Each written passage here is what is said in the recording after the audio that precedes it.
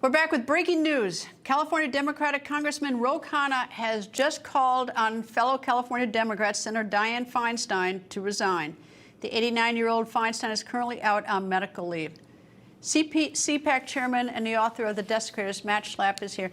Matt, I don't know why, but I always hate it when people do that. I mean, like, if they wanted to resign, couldn't the Democratic Party do sort of a home visit and talk to her? I don't know. It's like, I don't like this, just doing it this way. Maybe they tried to. Well, what do you think? You know, these younger congressmen, they like to pop and make news. It's one of the unsavory parts of politics. But if you look at the serious nature of this, she's missed so many votes. It's actually good for my side, Greta, because they really can't confirm any of the Biden judicial nominees because she's not there at the Judiciary Committee. So my politics likes the fact that she's missing so many votes. But eventually someone who's not up to it from a health perspective has to ask themselves, or their loved ones have to talk to them and say, look, you know, can you really fulfill this job or not? In the meantime, she's sure helping the Republican Party.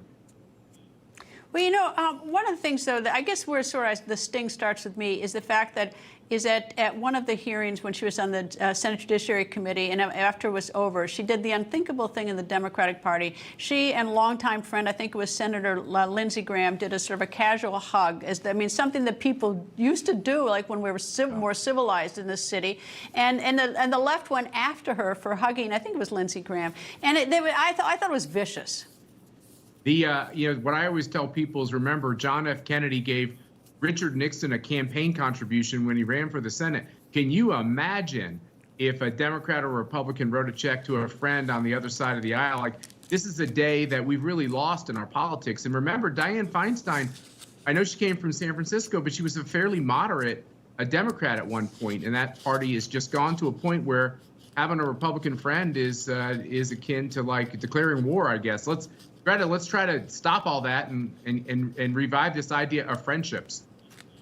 Yeah, well, I think there are better ways to do it, maybe, you know, than the way that it's going down right now. And whatever, that's just me. I think we've had sort of the death of manners in this city. All right, let me talk about Senator Tim Scott, who is not officially announcing, but everyone sort of half announces right now, the big hand. And he, you know, he's indicating he's going to run for president, but he's got to run for. He doesn't want to alienate the Trump base, and he wants to be able to get the votes. How do you navigate this? Because he is a gentleman, actually. I mean, he's not a guy that's going to go for someone's throat. Yeah, I agree. He has a reputation for being a very likable, reasonable guy. The other thing that's interesting is running, obviously, as a very unique person. He's a black Republican, a conservative in the United States Senate. You know, the Republican Party has honored each African-American who decided to run for president by having them lead in the polls. So don't be surprised if Tim Scott kind of pops here because he's got a good track record to run on. But your question is, how do you run against the king of MAGA without making MAGA supporters upset? Well, obviously you don't. If you're going to run against Trump, and if you're going to do so aggressively, you will alienate that base. I don't think there's any other way about it. So you have to ask yourself, is he really running to be president to get this nomination, or is he running to raise his profile to be a vice president? I don't know. But if you do it kind of in a kind way, you're probably not going to get the brass ring. And if you do it in an aggressive way, you're going to alienate. It's not just the Trump base, Greta. It's a majority of Republicans who really like the job he did as president and like those policies. You know, the other thing, too, is that's sort of interesting is that the state of South Carolina, we've got Governor Nikki Haley, who has announced she's official, she's running, and now you've got Senator Tim Scott, the senator from South Carolina, who incidentally she appointed to the Senate to take, I think it was Jim DeMint when he resigned from the Senate, Senator DeMint. So it's sort of interesting is that South Carolina is, and now that's going to be, of course, where the where the first Democratic caucus or Democratic primary is. So South Carolina is going to take us by a storm come 2024.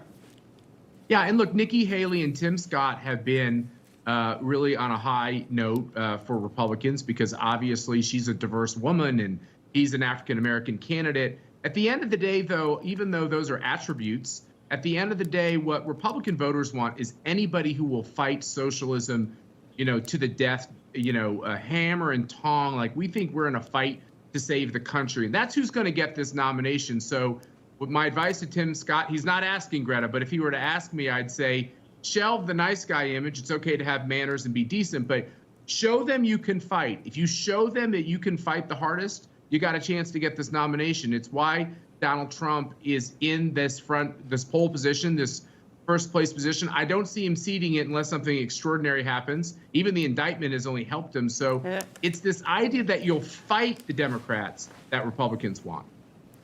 Matt Schlapp, thank you.